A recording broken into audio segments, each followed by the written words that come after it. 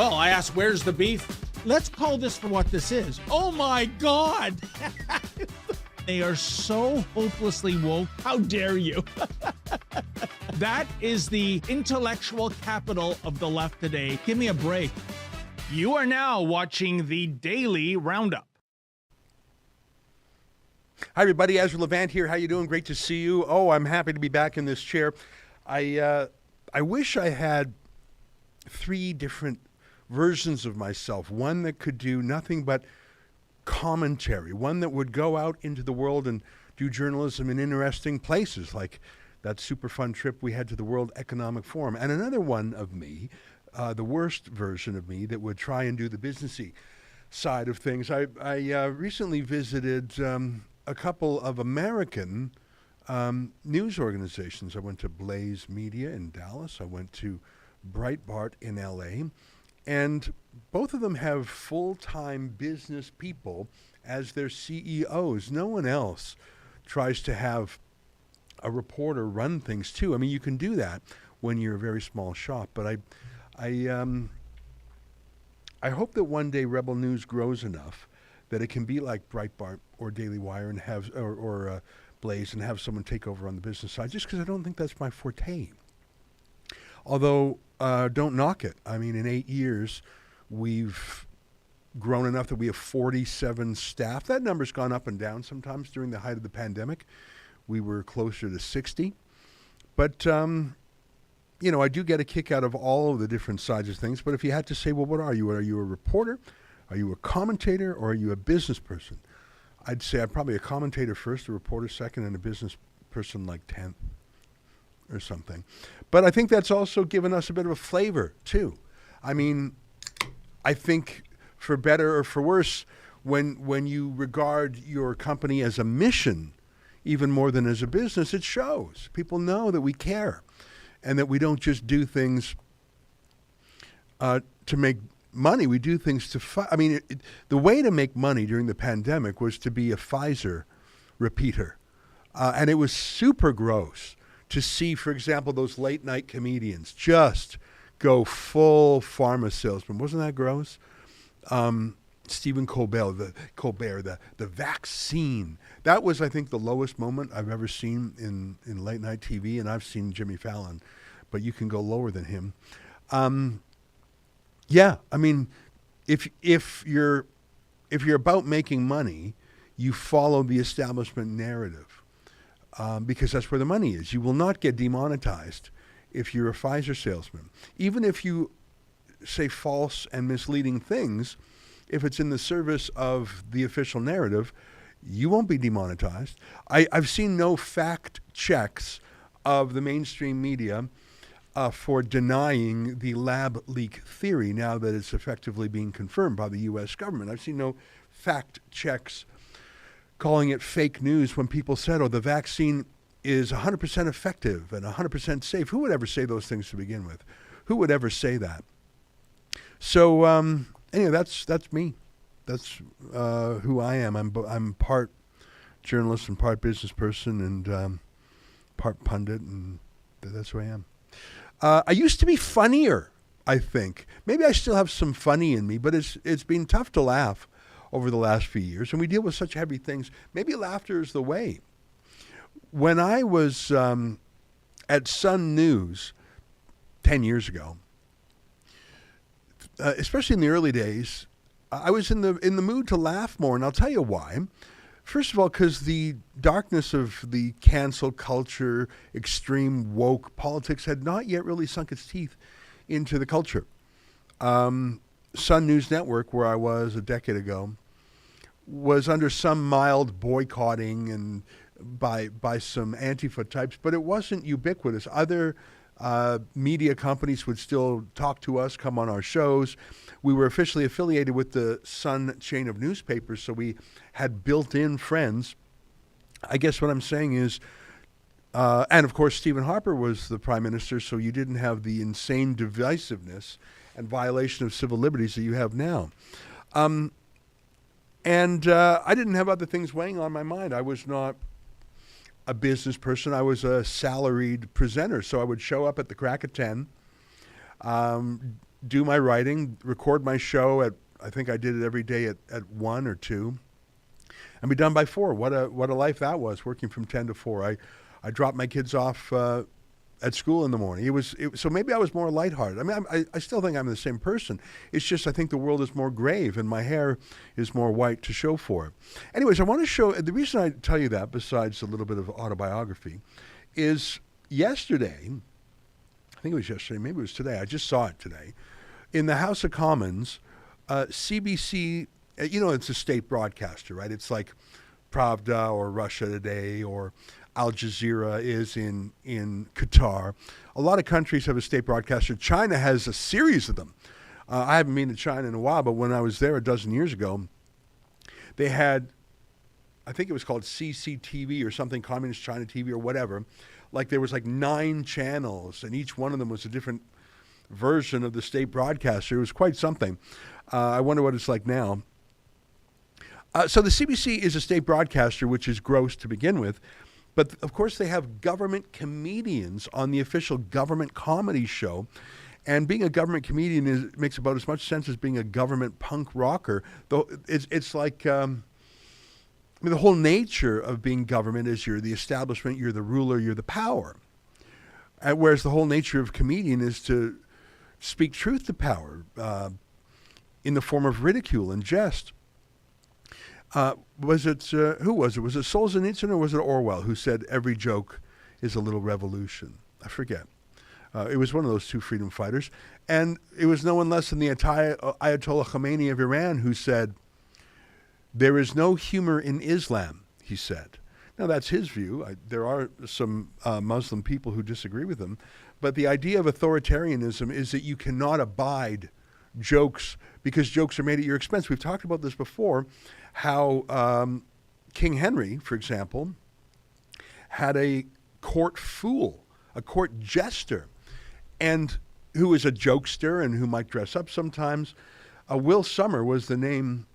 Will Sommer was the name of, put that up on screen there, was a very famous court jester. I think he was Henry VIII's court jester. And this is just a Wikipedia story, but I've read it and it appears accurate to me. The thing about the court jester is his job was to joke, and he was given a special immunity. What I mean by that is he could do something that no one else around him could do. He could make fun of the king. Make fun of the king. In fact, Olivia, it's before your time, but did you ever watch that TV show called The Tudors? Tudor. That was Henry's last name. Did you ever watch The Tudors? It was quite a good show, if you like sort of British and medieval stuff. And, of course, King Henry, one of the most interesting people in the last 1,000 years. And it was, by the way, it was as I think they got some things right. I think there was a fair bit of historical accuracy there. And, by the way, if you ask the average age, throw some B-roll up from the Tudors, just to give people some flavor while I talk about it. This is a very long way to get back to the CBC, but I'm talking about what a government jester really is. As you can see, there was a lot of sex and relationship drama in the Tudors, and you know what? I think that's accurate. I mean, how many wives did Henry VIII have? How many did he divorce? How many did he kill? How many mistresses did he have? And when the movie starts out, King Henry VIII is quite a young man, and of course that is accurate in other ways too. The average life expectancy, 500 years ago, in the UK, I don't have that information at my fingertips, but I wouldn't be surprised if it was like 35. And there were more children in families. People lived shorter, and so the average person, forget about life expectancy, the average person was probably a teenager. And, the concept that we have of middle age, that's when you expired back then. They didn't have our notions of medicine and things like that. My point is, I think that they captured the spirit of that time. And one of the things they did, and I've looked for 20 minutes on YouTube another time, I couldn't find it. There's a wonderful scene with Will Summers, the court jester. And, of course, this was a fictional dramatization of Henry VIII. But I think that Will Summers was actually a senior advisor to the king, in that he could say the king's things to the king. He could make genuine criticisms to the king that no one else could make. And I think he took that role very seriously. And if you believe what you read on the history side, not the fiction side, people would use the court jester as a way to get information to the king through, there's a lot of barriers. How do you get to the king? You have to know someone. Everyone's got their interests and agendas. But maybe if you could get to the king's jester and convince him there's a problem, maybe he can speak very candidly with the king. And there's a wonderful scene that I watched in the series a decade ago, and I can't find it online, where the jester is really taunting and pushing King Henry and just giving him, being like a one-man opposition to him.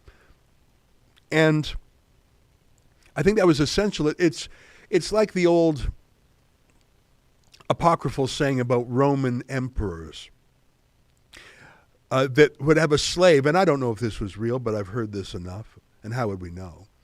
That there would be a slave standing next to the king whose job would be to whisper in his ear, "You are mortal. You are mortal." Because you're the emperor of Rome, the greatest empire the world has ever seen, total power from Britannia and Gaul and Hibernia. These are the Roman names for Britain and Scotland and France, all the way to Judea. What a mighty emperor, and you might be tempted to think that you were a god. And so the idea was that a slave would just whisper in your ear, "No, you're just a man." And there's actually a Jewish story. King Solomon allegedly had a ring with an inscription on it that was always true, which is, "This too shall pass." And when he had happy times, it sobered him up, and when he was down in the dumps, it gave him hope. All this is to say, in a very long way, the powerful people need some sort of challenge. Powerful people need a check and a balance. And if you've ever met an oligarch, and I've had the pleasure, the mixed pleasure sometimes. If you meet an extremely wealthy and powerful person, the kind of person who only travels on private jets and limousines, who has personal security, who has a security VP, someone who has billions or maybe even more, you'll notice that everyone around them, almost everyone around them, is doing whatever they can to anticipate what the great man wants and to say, "Yes, sir, no, sir, 3 bags full, sir, how high should I jump, sir?" And I think the more self-aware oligarchs know this, that they're surrounded by flatterers. And you can see, this is what they say about Vladimir Putin. They say, and this could well be propaganda, how would I know, that he doesn't tolerate bad news, and so his advisors won't give him the straight goods. Now, I don't know if that's true. That sounds like a generic insult you could say about any out-of-touch politician, but I can imagine it's true. And if you watch that docudrama Chernobyl, which I absolutely loved, there was a degree of that too. Just lie, don't give anyone bad news. It's a wonderful show, Chernobyl. It's a terrible story, but it's wonderfully told. Powerful people, rich people, people who are used to getting their way, people who have a lot to give, whether it's power, money, access, or something like that, they attract flatterers. They attract yes men. Would you have the courage to defy a billionaire, let alone King Henry VIII, who wasn't just a billionaire, he had the power of life or death over people? So Will Summers played an incredibly important role as the court fool, the court jester. He was the only one who could look the king in the eye and say, "You are full of it. You are so wrong," and insult the king and not be killed for it. Isn't that an important job? I know it's an important job. That's why in this country, we take the country's biggest complainer, we give him a free house, a big staff, and a salary, and call him the leader of Her Majesty's loyal opposition. We institutionalize dissent. We hardwire it right into the system. And there's something to the title, Her Majesty's loyal opposition, because you're loyal to the country, you just oppose the buffoon who's running the place. Pierre Poilievre is loyal to the king and to the country. He's not loyal to Justin Trudeau and Trudeau's government. And that's an important distinction there too, isn't it? And so here I am, a half hour having passed without me getting to my point, so maybe the time is to get to my point now before we all get older. The CBC state broadcaster has a government comedian named Mary Walsh, one of the least funny comedians I have ever seen. She's also a Liberal partisan. I know this because in the 2015 election, she recorded an attack ad on Stephen Harper. I might show you that later, calling him Stasi Steve, and said Heil Harper, as if he's a Nazi. So Mary Walsh can find no jokes other than to call someone a Nazi. That's how shallow her pool of humor is. And she doesn't mind trivializing the Holocaust by equating the grave crimes and horrific crimes of the Holocaust with her political opponent, because that's what's important to her. Anyway, so yesterday, I think it was yesterday, I don't think it was today, yesterday, in the foyer of the House of Commons, where Rebel News is banned by Trudeau's Parliamentary Press Gallery, we cannot attend. But this burnt out, over the hill, so-called comedian who is unfunny without a laugh track goes and accosts the Prime Minister when he is on the hot seat. Trudeau is on the back foot over these China allegations. What did he know? When did he know it? How many Chinese hand-picked candidates are in his party, in his caucus, in his cabinet? Why did he allow it? Did he, like, you could think of the questions, there's simple questions. Trudeau has evaded all of them. And so there's this brief moment he walks out of the Parliament and he's available to the media. And there's a lot of reporters, and I have to give credit to the mainstream media. For the first time in 8 years, they've seemed to have woken up. You got Bob Fife and Steve Chase at the Globe and Mail.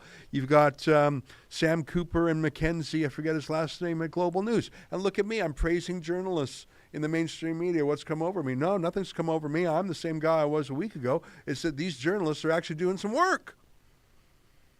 But instead of talking to Sam Cooper or Mackenzie, what's his name, or Steve Chase or Bob Fife or any other journalist who's asking questions, the CBC state broadcaster sends in their alleged comedian, and we'll play it for you in a second. I don't even know what the hell she's saying. I don't understand her point, other than I think she's saying, Prime Minister, we should all be less partisan, don't you think? Why don't you set an example? You're what? Like, I don't even get it. I think it's some stupid compliment. She's not going to make a joke at his expense. She's going to save him, A, from the journalists who are trying to get questions to him a few feet away, and B, trying to create some change the channel narrative. You could have a lot of funny jokes poking fun at Trudeau's do you admire China comment. That is not what the state broadcaster and their government comedians do. Watch the unfunniest woman in Canada, paid for by your tax dollars, have a go at Justin Trudeau. Take a look. Also outraged about everything, that we're not listening to each other anymore. That was and if you're a always good-looking guy like you probably know how to fix that, right? And so I'm here to listen to what you think. How do we get everybody back together again? How do we calm the waters? How do we make Canada unbroken? Oh my God, is that Pierre Poilievre over there? Monsieur Trudeau, est-ce que vous permettez, Monsieur Trudeau? Also outraged. So I'm here to figure out how to make Canada unbroken. Everyone's so outraged. Prime Minister, all these people are outraged because your party and your friends are taking hundreds of thousands or millions of dollars from China. How do we shut them up, Prime Minister? It's not even funny. Let's say the obvious thing. It's not even funny. And I think the chief job of a comedian is to be funny. It doesn't make a point. And I think that's the second job of a comedian. Do you have a point to make? Like, you can just tell a funny joke, make a fart joke for all I care. If it's funny, I'll laugh. So, is she funny? Check or X? X, she's not funny.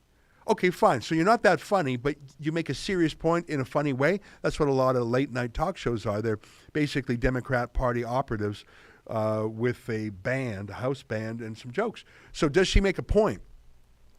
Not really. Her best point is, hey, Prime Minister, everyone is so outraged. How do we get out of that? It's in the implication being there's no rational basis to be outraged. We shouldn't be outraged. You've done nothing wrong. But before he even has something to say, she turns around and goes, oh, there's Pierre Poilievre. And I don't even know if that's true, but I think we can assume it was true because if Pierre Poilievre is there, she knows her role is to be a destroyer. I want to show my video that Andrew Lawton did next. But then after that, if there's a Rebel News video from 2015, very early, where Mary Walsh says to Stephen Harper, Heil Harper, and whatnot. Well, show that. I want to just show how unfunny she is, what a hack she is, the fact that she's basically paid to attack conservatives. So when she doesn't even wait for Trudeau's answer, says, oh, there's Pierre Poilievre, I think she's actually telling the truth because she knows she has to go detonate herself on Pierre Poilievre because that's the CBC mandate. Anyways, when I was at the Sun News Network before Rebel News, that was the predecessor to Rebel News. I worked at Sun News Network for a few years, well, from the beginning. I worked from the beginning to the end. And it shut down for regulatory and other reasons I won't get into. But I did funnier stuff back then, and maybe I should get back to the funny. So this is about a decade ago. I dressed up as Mark Delahunty. I don't think I've ever worn lipstick before or after. I wear a lip balm, and sometimes people say it looks like I never wear lipstick. I think I wore lipstick in this video. I'm not sure. I think I had makeup. I wear TV makeup, and it's a wig. That's not my hair. Let me show you from a decade ago my impression of Mark Delahunty of this hour's 22 minutes stalking the late Toronto mayor, Rob Ford. But before we play it, we have to show you an ad to pay the bill. So don't you go away. That video is next. But here's a quick ad. Take a look. If you want to look good and shine like me, you can do so at our store. Go to ribbonnewsstore.com. On this website, you have so much different style to wear, as this one, my favorite one, Justin Castro. With my code Alexa10, you will have 10% off on your next purchase. So don't hesitate, go now and look so good like me. Hi, it's me, Barge Delahunty. From this 22 minutes feels like an hour. I'm here at Toronto City Hall. That's the mayor's inner sanctum. I understand he's talking about busting the labor unions to pick up our garbage. I'm gonna go in there now. If I don't make it out alive, well, long may your big jib draw. Let's go. Yeah, Doug. No, we gotta figure out a way to head off this garbage strike. No, the city can't afford another garbage strike. He's talking about the garbage strike. No, it can't happen. It can't happen. We gotta figure out a way to get these unions. No. Mayor Ford! Mayor Ford! Mayor Ford! Barge Delahunty from this 22 minutes feels like an hour. Are you doing some more union busting? Oh, you're talking about garbage strikes, are you now, boy? Well, every time you leave the office, you take out the garbage. Got him! I'm Barge Delahunty. From this 22 minutes feels like an hour, and I've sneaked into City Hall to find Mayor Rob Ford. Follow me. I think he's inside here, boy. Mayor Rob Ford. Mayor Rob Ford. Where are you? Oh, it smells like conservative policy making in here. Mayor Ford, it's Barge Delahunty. What are you doing? Oh, Lord, love a duck, Jesus, Mary, Joseph, and the seventh. Oh, what's that? What's that? Is that your Tory policy platform? Got him!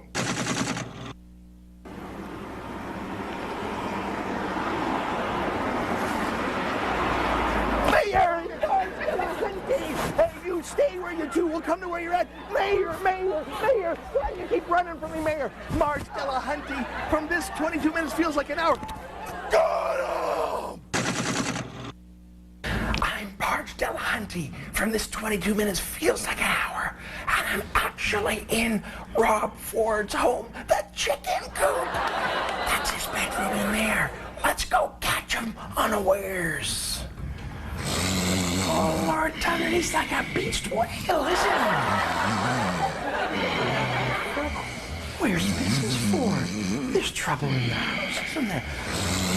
Mayor Ford! Mayor Ford! It's Marge Delahunty! Mayor Ford! Mayor Ford! I gotta give you a big smooch, Mayor Ford! Oh, Mayor Ford! My eyes are up here, Mayor Ford! Look up here, that's my eyes! Got him!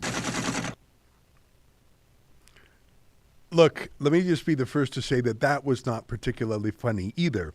Thus the use of the laugh track. And one of the creepy things about this hour's 22 minutes, especially Mary Walsh, who does Mark Delahunty, is if you take the laugh track out of her videos, there is nothing funny in them.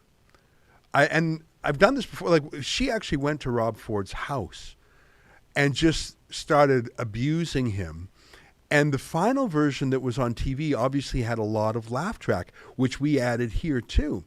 And a laugh track is a kind of conformity. You hear other people laughing, you feel like, you know, if someone else tells a joke and someone laughs, do you ever find yourself sort of, I don't get it, but everyone else is laughing. Do you ever do that? I think it's like a yawn. You see someone yawning and you yawn. There's some human reaction. That's why people use laugh tracks, because they work, because they're a cue to say other people think this is funny, so you should laugh too. In fact, there's this whole genre of YouTube videos of TV shows with the laugh track removed. What's that one of all the nerds who live together? What's that? Big Bang Theory. That's right. Do you want to look for one? While we're just go to Big Bang Theory, no laugh track. And it is astonishing. I never liked that show. I don't think I've watched 5 minutes of that whole series. But a lot of people love that show. Listen, each to his own. But it's just astonishing to hear that show with the laugh track removed. Do you ever see that? YouTube's got some funny genres. One is, and I love this, famous singers singing famous songs with all the instrumental tracks removed. So it's pure a cappella. That can be a haunting, wonderful experience. You can see who the true talent is when you strip out the background vocals, strip out the accompanying music.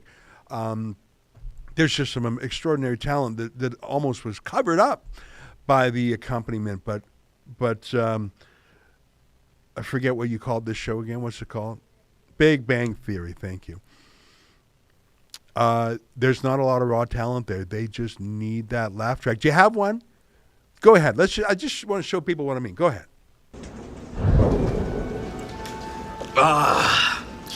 Nothing makes beer taste better than cool, clear Rocky Mountains spring water. Where are the Rocky Mountains anyway? Philadelphia. Really? I thought they were out west someplace. Think about it, Raj. Where did the movie Rocky take place? Philadelphia. Okay, now I get it. Thanks. So this is the plan I mean, from now on? Like, that was just a quick example. Would you laugh out loud at that? That you can see how achingly that show. I mean, maybe that's funny. Were you laughing there, Olivia? Was that funny? I don't think that was funny.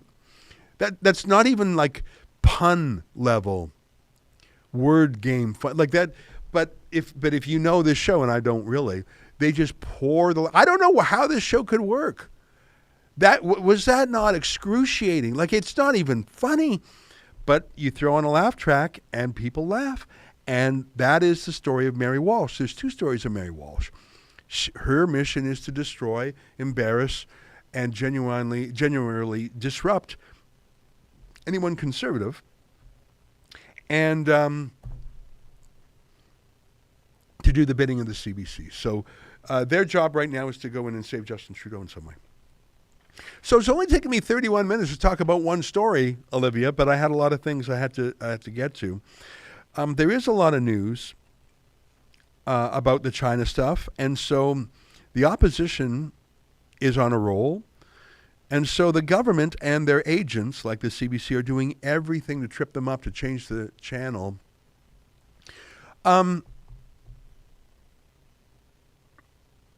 Here is an example of that. Do we have that Michael Cooper clip? Actually, I want to look at Sherry Romanato's response. Do you know what I'm talking about? I think you've got that video. It's the second one there. So Michael Cooper, who is an MP from the Edmonton area, was asking questions of Melanie Joly, our clueless foreign minister. And she said something like, I stared him in the eye, and I looked him down on, talking about Vladimir Putin. I stared Putin in the eye. I looked him, and Michael Cooper sort of laughed at that and said, oh, you stared him in the eye. And it's a funny phrase because George W. Bush said, I looked into Vladimir Putin's eyes and saw his soul. Okay. And Stephen Harper said, I looked him in the eye and said, I'll shake your hand, but you get out of Ukraine. Like, so people talk about looking Putin in the eye. It's a metaphor. I mean, the eyes are the window to the soul. The eyes tell us a lot. Eye contact, he won't meet my eye. He gave me the stink eye, the evil eye. There's a lot of symbolism and non-verbal communication that happens through the eyes. The eyes give you away. That's why poker players often wear sunglasses. Sometimes your eyes dart around or your pupils dilate and you can't even control it. So it's a metaphor and it's a symbol. And Melanie Joly deployed it and Michael Cooper gently mocked it and said, oh, so that must have scared him. Just a completely irrelevant point, like not even, but oh my God, the liberals have their proof of sexism. No, that's it, sexism, not even too long after International Women's Day. Let's change the subject to that, to anything. And of course, the media's gone along with it. Here, take a look at this. Minister Joly, you've talked tough. You've talked tough with your Beijing counterparts. So you say you even stared into his eyes. I'm sure he was very intimidated. And now we learned today, or yesterday in the Globe and Mail very conveniently, that a visa was denied of a diplomat who wanted to work at the Canadian Beijing embassy. One visa, is that it? I have a point of order in regards to the conduct of Mr. Cooper and his comments. I think any woman sitting around this room, I'm sure men can appreciate it and understand it too. The constant demeaning nature that only occurs to our female minister that appeared today. Yesterday, it was another member of our team asking a question in QP, and a Conservative member said she deserved a participation medal. Today, it was a question of whether this minister is tough enough. Every single day, we sit in this house as women, and we hear these, they're called microaggressions, but they don't feel very micro, to continuously be undermined. And I think he owes this committee and the minister in particular an apology. And I am really sick and tired of sitting in here having to listen to it. I am sick and tired of Canadians having to see it. And I'm really sick and tired of the Conservatives just not getting it. Mrs. Romanato? Thank you very much, Madam Chair. And I, too, am really disappointed. I want to know if that member opposite, when then Prime Minister Stephen Harper confronted Vladimir Putin and said, get out of Ukraine, did that member opposite say, was he tough enough? That was completely unacceptable. Unacceptable behavior for every woman that has ever taken her place in this House. And I demand an apology under Standing Order 18. You know, let me list some of the toughest political leaders of the 20th century. Are you ready? I think at the top of the list in the post-war world, like the toughest political leader in the 20th century was probably Winston Churchill. Stalin and Mao in their own odious ways, they were tough in that they were brutal. But in the second half of the 20th century, I mean, that's when Mao and Stalin did a lot of their work, but would you agree with me that Margaret Thatcher was tough as nails? If you don't agree with me, ask the Argentinian dictator, Galtieri, if I remember, who thought that he would take advantage of things and invade the Falkland Islands, which is a little island, group of islands off the southern tip of Argentina. Couldn't be further away from the UK. Like we're talking almost at the Antarctic. Very small population, maybe just a couple thousand, I don't know for sure. So close to Argentina, so far from the UK, and he invades and reconquers the Falkland Islands. They call them Las Malvinas. That's the Spanish name for them.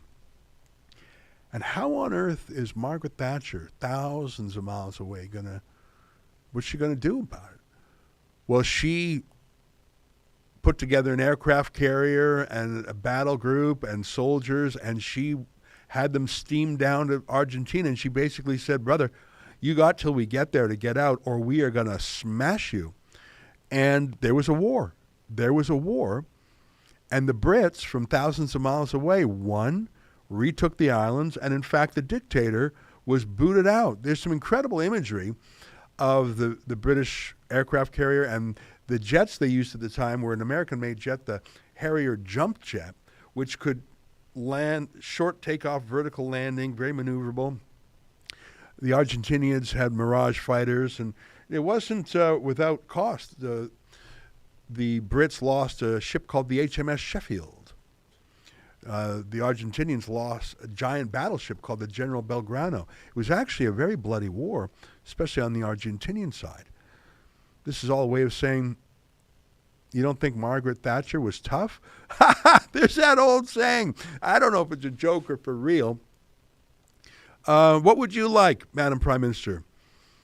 I'll have the roast beef, please. And the vegetables? Oh, they'll have the roast beef too. I mean, she was so tough. She was so tough, and not just tough on foreign enemies. She was tough on the IRA. The Irish Republican Army, you might recall that the IRA blew things up. In fact, they tried to assassinate her. I had a friend, my old friend John O'Sullivan was with her the night that they had an explosion, and he described it to me. Terrifying.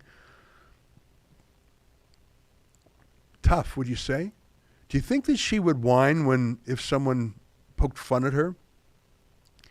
You're just saying that because I'm a girl. Do you think Margaret Thatcher ever said those words in her life? You're just doing that. You're just mean to me because I'm a girl. Do you think Margaret Thatcher could even make that whiny sound that we heard? Yeah, put up some volume. Let's hear her talk about the Falklands. Or just anything. Let's just remind our people. They called her the Iron Lady.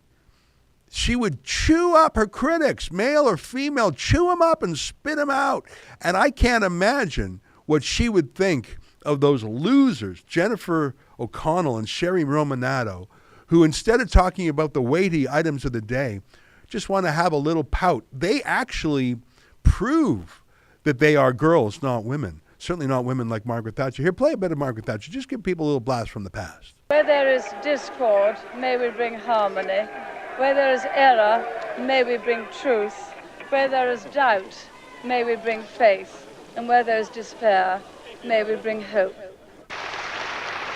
To those waiting with bated breath for that favorite media catchphrase, the U-turn, I have only one thing to say. U-turn if you want to. The ladies not for turning. Be pleased to inform Her Majesty that the White Ensign flies alongside the Union Jack in South Georgia. God save the Queen. What happens next, Mr. Knott? Thank you very much. What's your reaction, Rejoice at that news and congratulate our forces and the Marines. Of course, the chairman or the president of the Commission, Mr. Delors, said at press conference the other day that he wanted the European Parliament to be the democratic body of the community. He wanted the Commission to be the executive, and he wanted the Council of Ministers to be the Senate. No, no, no. All levels of income are better off than they were in 1979.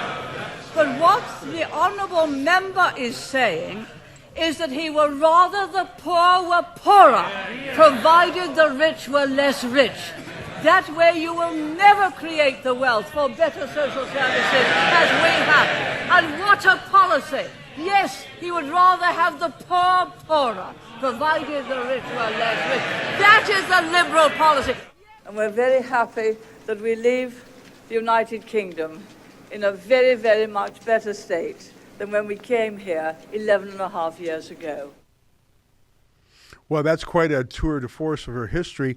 And when they talked about South Georgia, that's, I think, the name of the, that reference about the white flag and the Union flag, they're talking about reconquering the Falklands. That was a great summary of her career arc. She was deposed by her own party. She didn't lose her election in the end. But do you think the first woman prime minister of the United Kingdom who beat Labour again and again like a drum, in fact, was undefeated? She was only defeated by her own party's treachery. What do you think she would think of not the women, but the girls who succeed her and walk in her footsteps, Jennifer O'Connell and Sherry Romanato? How dare you? Wouldn't say mean things like that to a boy. Yeah, actually, politics is mean. And when you play the gender card, you're essentially saying, I can't hack it with the lads. Please put your kid gloves on for me. Now, we don't have the same time to go in depth with Indira Gandhi of India or Golda Meir of Israel, the prime minister who had, all three of these women ran nuclear powers, nuclear armed powers. And it's deeply embarrassing that their successors would push the, I'm just a girl. Math is hard. Don't be mean to me. I'm a girl. They're not mean to you because you're a girl. They're mean to you because you're an idiot. And to shift that to that you're a female is to imply that you're an idiot because you're female. You're an idiot because you're an idiot. There are men who are idiots and there are women who are idiots. And it's unthinkable that someone would say, you're just saying that to me because I'm a boy. No, it's because you're stupid. And they actually demean they don't demean feminism, they demean their own sex by pushing the don't pick on me button instead of, what do you think Margaret Thatcher would do? She would roar like a lion and intimidate the lads. I'm conscious of the time. I want to show you two videos about C11. C11 is one of 4 bills that Justin Trudeau has introduced, passed, or will introduce to censor the internet. C11, which regulates the internet. C18, called the Online News Act, regulates news broadcasters, especially like us. There was a bill in the last parliament called C36 that reintroduces hate crimes. And then there's a bill that has not been introduced yet, but has been released in sort of a pre-bill format, and it's called the Online Harms Act. Taken together, that's 4 pieces of legislation to censor the internet. That's more legislation, as I like to say, than Trudeau has to deal with the economy, than he has to deal with inflation or housing prices. Because Trudeau deeply cares about censorship. It's actually his number one issue. And I want to show you a New Democrat member of parliament who just has a really weird angle here. I don't think this is accurate, talking about 1 million followers, but even if it was, it's really weird here. Without further ado, let's play that NDP MP. Well, we started with a bill called C10, which was definitely a worse bill. And I think what the member's referring back to is our concerns we were expressing at that time. And so some of the changes that came in C11 reassured us. And one of those changes is the very one the Conservatives are harping on, and that is the changes that made sure that user-generated content is not affected by this bill. Now, I think what they're ignoring there is there's an exception.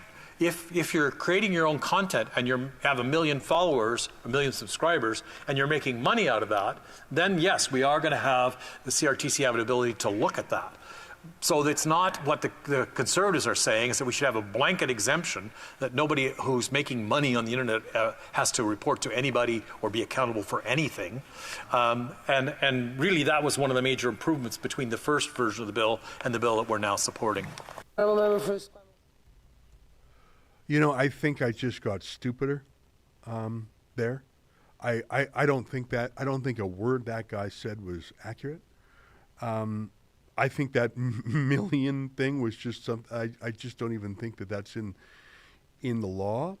I'm not an expert in the same way that Michael Geist is. He's a professor of law, and especially law to do with the media and things like that. And he said this about, you can find this on Michael Geist's Twitter account. He said this: "Is it any wonder Canadian digital creators fear Bill C-11? Here's NDP MP Randall Garrison saying the bill is much improved since creators with 1 million followers or who make money are subject to CRTC oversight. He's wrong. The bill regulates user content and subscriber numbers, not a threshold. But still, yeah, where's that, like that million, where he just made that up. He just made that up.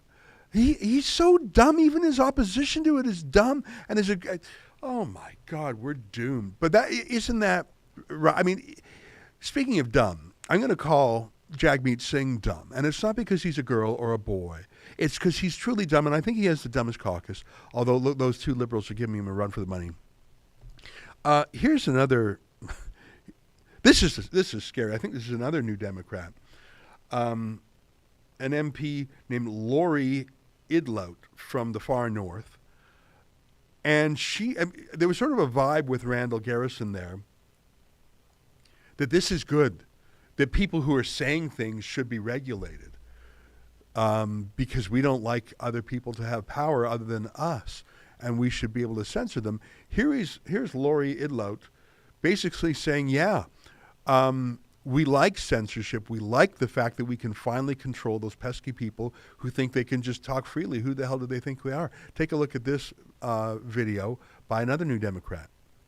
And I thank the member for his question. I guess to put it simply, I very much prefer to have the CRTC determine what is reflected back, what they regulate regarding online streaming, as opposed to studio executives that are outside of this country. And that is what we're talking about in this bill. There's already been content regulation for TV. There's been content regulation for radio, and that content regulation needs to happen for online streaming because so many Canadians are online every day. Content regulation, you heard her. So this isn't about a crime. Crimes are already covered, whether you do it in person, on the phone, in a newspaper, on the internet. Crimes are already, so it's not about crimes. It's not about taxes. You can make money in any way, but you're taxable. We're a for-profit company trying to make money. Whether we do it in a podcast, an email, or a video, you're still taxed. So she's not worried about financial matters. She's not worried about criminal matters. You heard her. She wants to regulate content. Now, one of the reasons why 80 years ago the CBC, all these regulations were put into effect is because it was thought that there was limited bandwidth, and there's some truth to that, over-the-air radio. There were other reasons that are simply obsolete right now. There's unlimited bandwidth. There was also an idea, we need to boost Canadian content because otherwise it won't happen. Everyone's a content producer now. This is not about some noble reason. You heard two MPs in a row. This is about regulating what you say. And what you say is based on what you think, and what you think is based on what you believe, your conscience. This is about regulating your mind and your heart and telling you what you can or can't say, think, feel. That's C-11. Don't take it from me. Take it from its supporters. Hey, I'm going to take a minute to read some super chats. Mark, $5. Is Adam Sos coming back? I loved you on the news and why it matters. I hope you go on there again soon. 2 parts there. Yeah, I think Adam's coming back. He's on paternity leave, which is the thing. So I'm not sure exactly when he's back, but I think it might be next month. And I'm glad you miss him. The second is You Love Me on News and Why It Matters. That's a show on the Glenn Beck Blaze Network. Yeah, thank you very much. I went down there the other day and I did 4 shows in one day, including Glenn Beck. And they were very warm to the messages we had and were very friendly. Fraser McBurney says, wow, the last few days have had more news. Tucker Carlson, Proud Boys, Trudeau, J6, McCarthy, East Palestine, and lying fake news. Great job, Rebel News. Well, the news never stops, does it? And we do our best to cover it. Look, we're an army, but we're a very small army compared to other news gathering operations, so it's hard to cover the waterfront. But I think we're doing a fairly good job, if I may. LB762 said, Ezra, I was funnier and more lighthearted a few years ago as well, prior to 2020. It is a symptom of our current times for those of us that don't have our head in the sand. You know what? When I'm funny, I like that version of me. But there's many things that weigh on me. And you can't always think about the news because you'll be depressed all the time. And I think social media is a depression machine.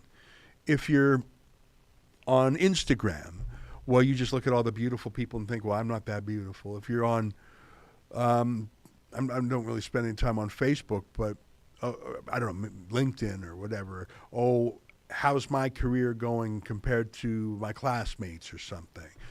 Twitter just makes you politically revved up, angry, and nervous. So I think social media has taken a lot of fun out of life. And I say this is a social media addict. I think the times are heavy, but you've got to fence it off. You cannot, there's a Jewish saying, it's not up to you to save the world, but neither are you free to do nothing. That's another way of saying there's a balance there. You cannot just worry about the world. You should do your part, but you can't just worry. Another way of looking at that, this is a quote I use from time to time these days, and I thought about it a lot during the lockdowns. How hard should you fight? How far should you go? I fought in my own way as hard as I could. That's what I think I did, and we deployed our company to that. But let me ask you a question that has never been posed to me. If I would have lost my job, if fighting hard would have meant I would have lost my job and thus put my family in economic distress, would I have fought? Would I have fought? So another way of saying, maybe it was easy for me to fight because I'm the boss of my own company, and in fact our company's mission became fighting. But what if I had a more normal job, like let's say I worked as a nurse somewhere, and I had to be jabbed or be fired, and if I got fired, I don't have a ton of savings, and my family depends on me. Would I have gone that distance? I never had to think about that. I would like to think that I would do the principled thing, but there's certainly a principle to putting food on the table for your own family. What about that principle? So I'm lucky in that I never had an existential challenge before me. I'm lucky, but I also created that possibility for myself by founding Rebel News, a place that I could, it's right in the name, rebel. It's a home for other rebels too. But what if I wasn't so lucky? What if I was working in a factory somewhere like GM and I was told, guess what? We're changing your collective agreement, the union's being bought off, and you now need the job. Would I have quit on principle? And it's a different answer if you're only depending on yourself or if your family's depending on you. I quote Solzhenitsyn, the Soviet dissident, who takes this into account and realizes not everyone can fight. Not everyone can sacrifice. Not everyone's conflict-oriented. Not everyone's built for fighting. Some people are very weak or vulnerable, or they just don't know how. And so he said, and maybe you could find the exact wording here because I'm just paraphrasing. I've used this quote before. At least don't participate in it. Don't participate in the evil. Don't let it use you as a vector. Yeah, live not by lies. Is there a quote there that touches on that? Can you pump that up a little, just even 2 notches more, size-wise, so I can read it?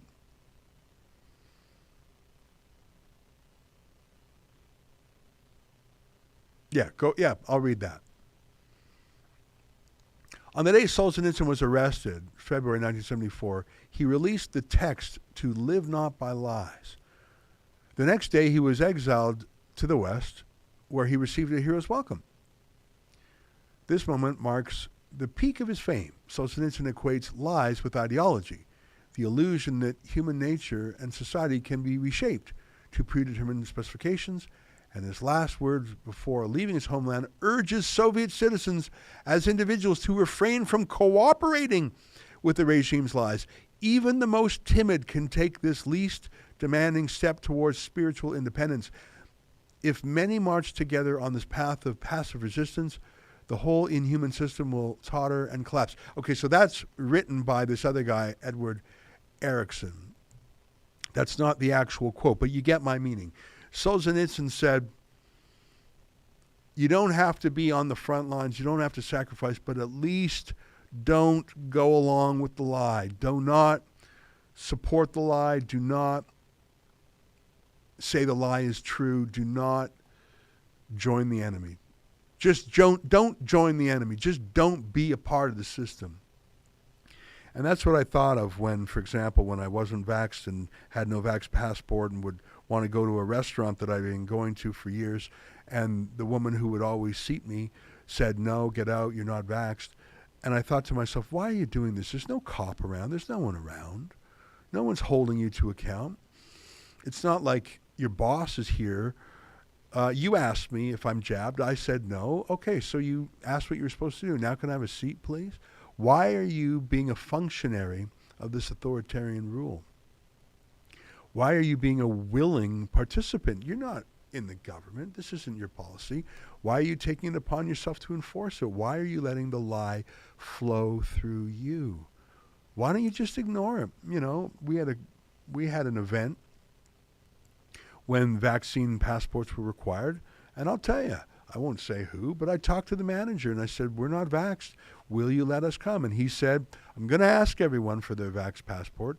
I'm going to just ask them in case a cop stings me. He'll hear me asking, but whatever you say, I'll let you in. I thought that's the right answer. There's a guy who's protecting himself. He doesn't want to lose his business or lose his job, but he's not going to be a little Nazi about it. I found people like that. I found little restaurants and places like that. I found a barber like that. I found places like that during the lockdown. But I also found so many people who not only would be enforcers, they erotically loved being snitches.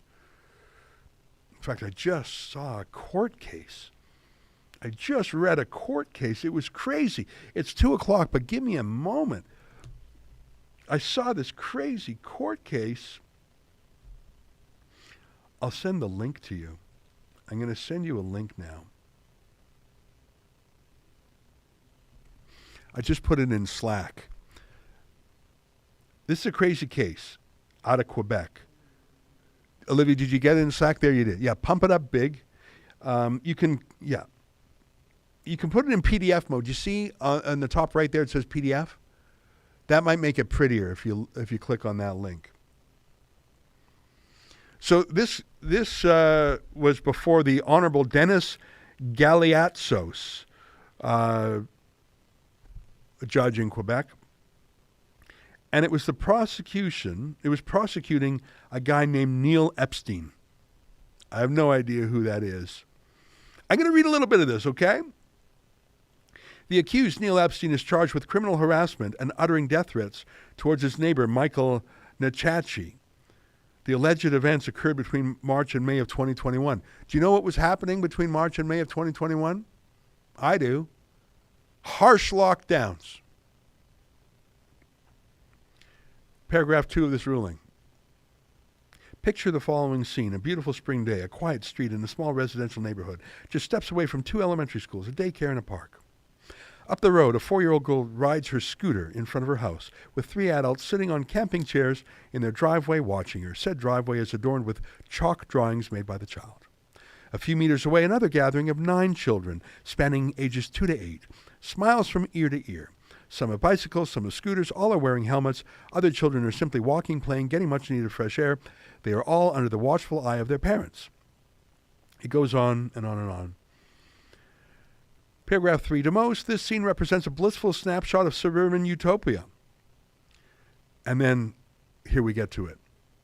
Paragraph 4. Yet to the complainant and his family, this is an unbearable nuisance, an affront on many levels, so much so that according to objective video evidence, they drive dangerously near the children as a way to protest their presence and express their discontent. That is the backdrop of this case. The complainant has a list of grievances against the accused, his family, his young children, and other neighbors' young children. These grievances are nothing more than mundane, petty neighborhood trivialities. The complainants have consistently videotaped their neighbors, yet they charge Mr. Epstein with criminal harassment. With an irony of unmatched proportions, they complain that he might have recorded them. He did not.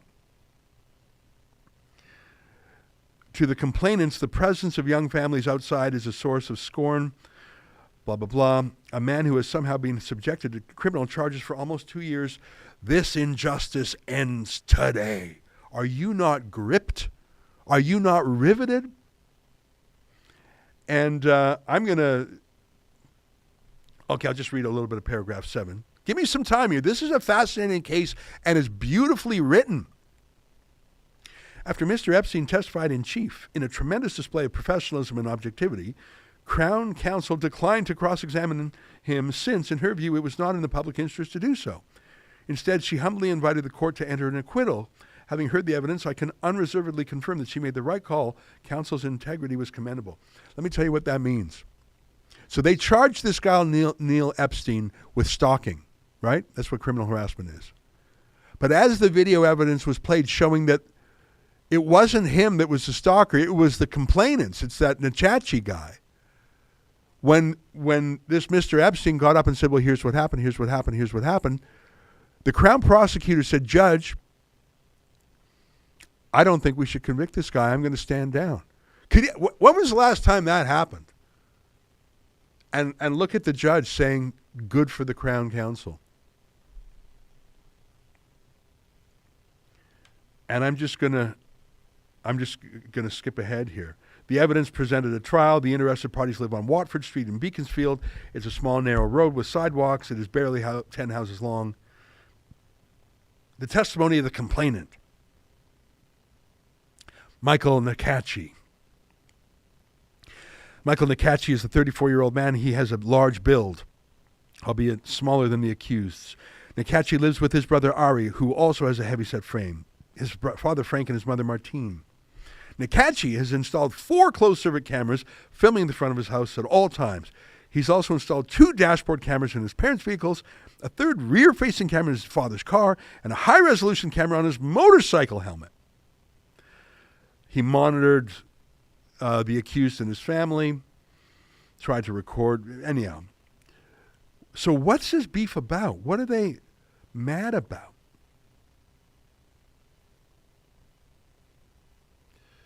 I'm going to look for it here. They're mad that these kids and neighbors are violating the lockdown anti-gathering rules. Look at paragraph 18. Mr. Nachachi describes it as follows. They were having a street party, blocking the street while drinking at the height of the pandemic. They were having a party in the middle of the street. And he goes on, but look at paragraph 20.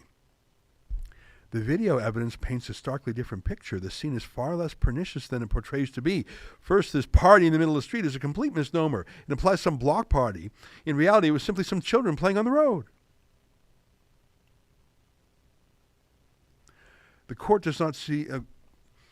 there were no toys left in the middle of the road, on and on and on. So everything was a lie.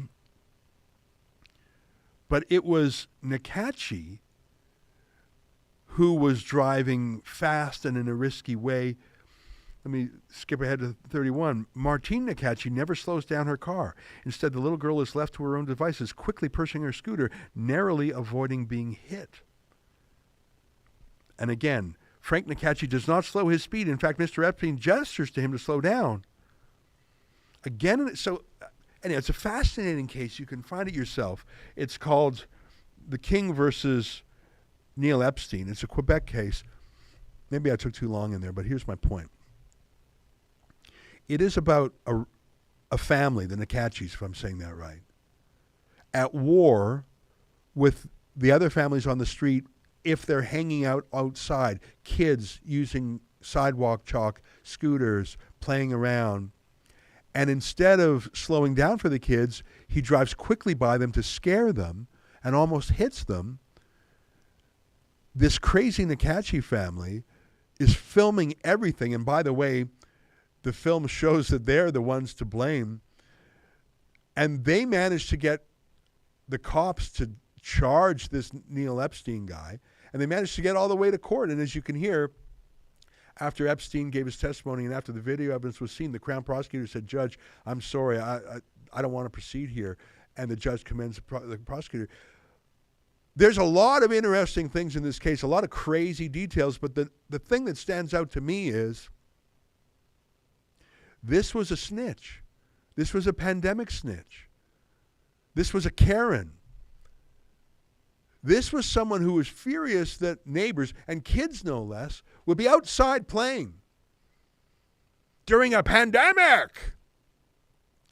And they actually managed, and I didn't read the whole ruling, I just read pretty much up to there a little bit further. They managed to convince a cop and a prosecutor to take it to court. And good for the prosecutor for seeing the error of her ways. But why did it have to go that far? She didn't know this was BS? She had to wait till this Neil Epstein's life was turned upside down? Why did it go that far? And the judge, you know what? Actually, I did read a little bit further. I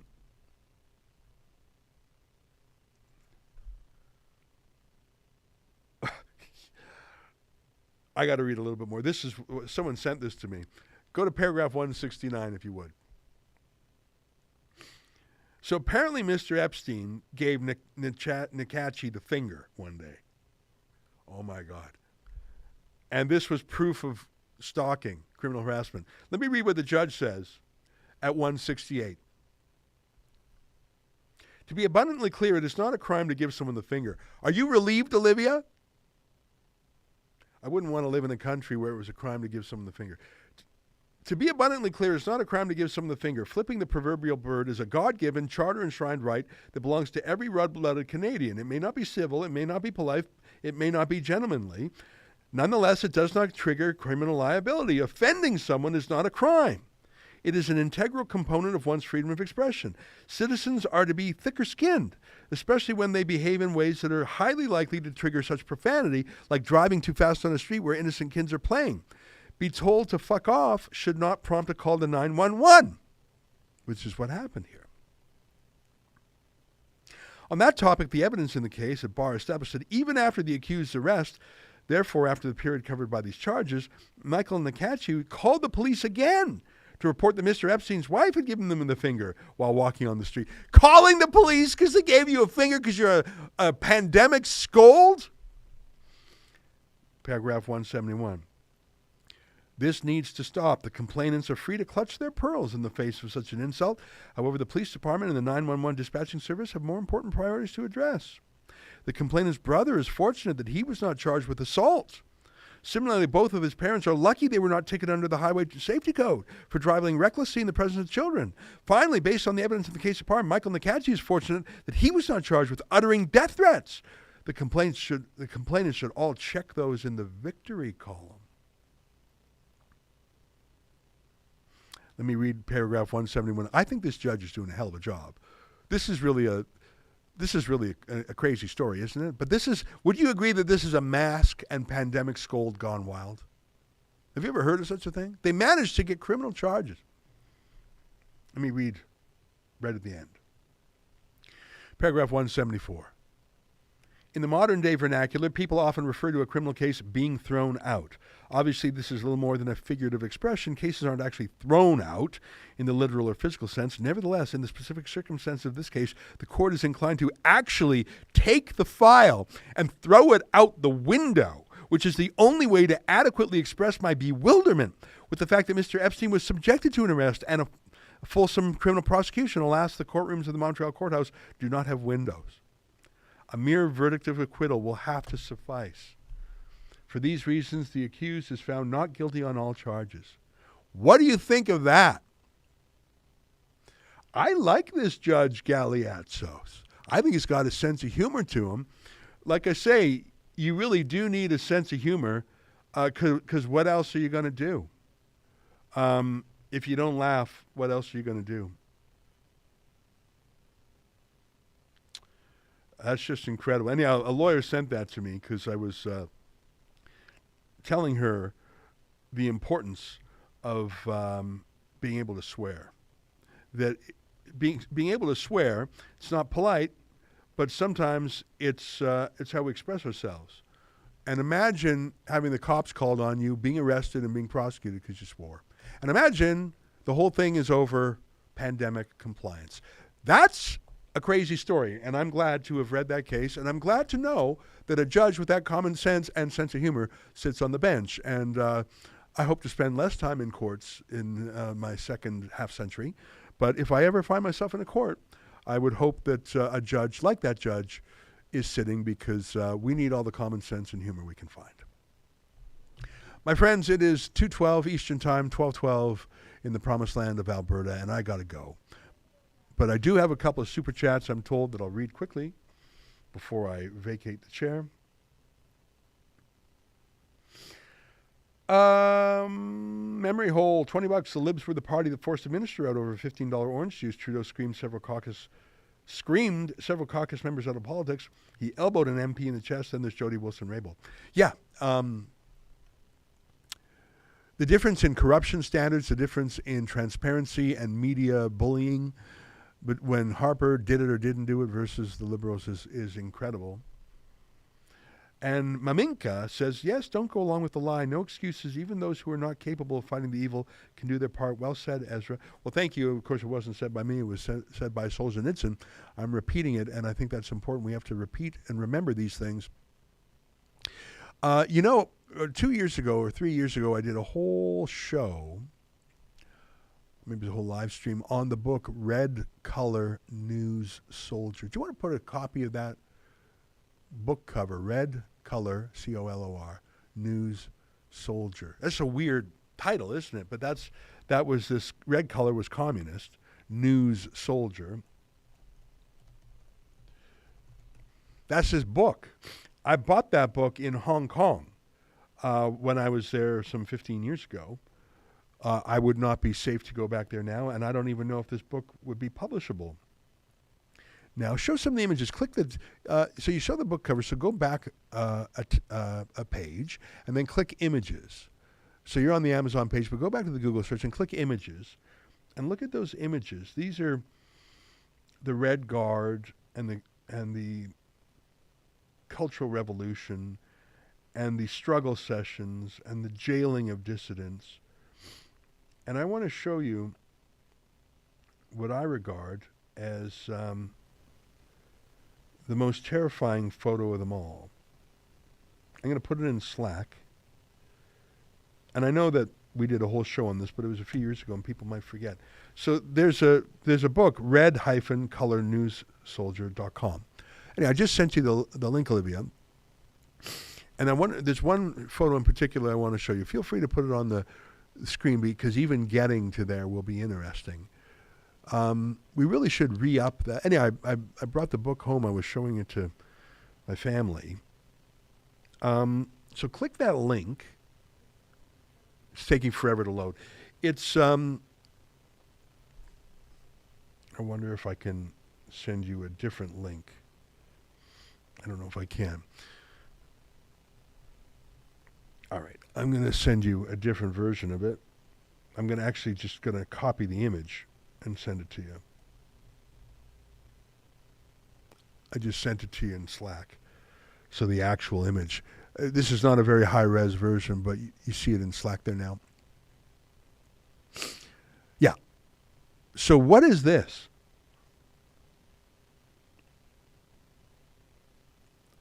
You see a man being overpowered by what looks like military or police.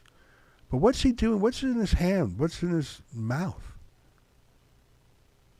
This was a show trial, a sham trial. He has something around his neck. There's another photo of him. It's a confession, a forced confession that he was like a capitalist running dog, or he wasn't sufficiently obedient to Mao or something.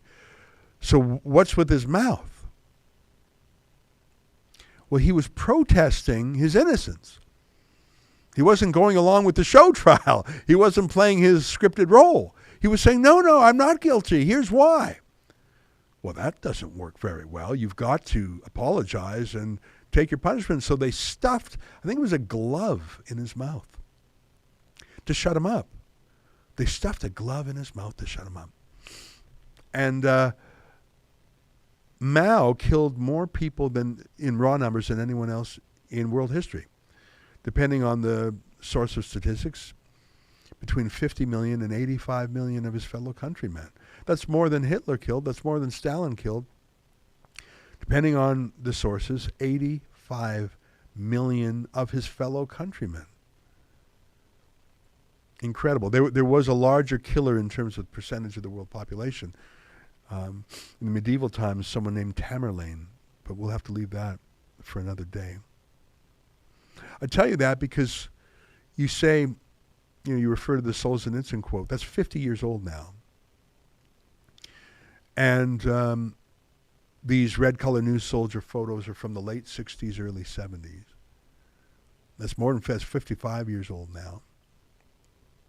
And of course, the Holocaust itself is 80 years old now.